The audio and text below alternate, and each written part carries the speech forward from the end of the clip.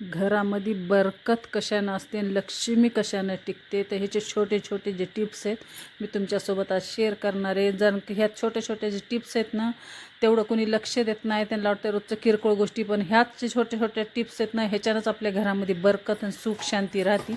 तर चला मी सांगते काय आहेत आणि काय नाही ते टिप.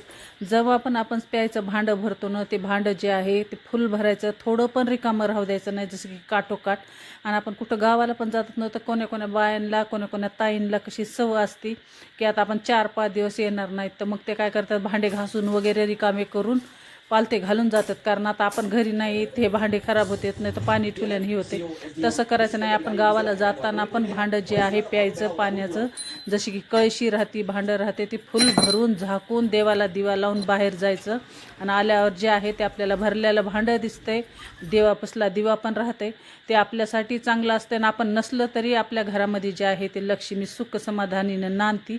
जेव्हा आपण हे सगळं पालतं वतानं करून जातो, तेव्हा जे आहे आपल्या हातानंच आपण लक्ष्मीला बाहेरचा रस्ता दाखवतो. ह्या छोट्या छोट्या टिप्स तुम्ही फॉलो करा, तुमच्याही घरामध्ये लक्ष्मी नांदन आणि बरकत राहील.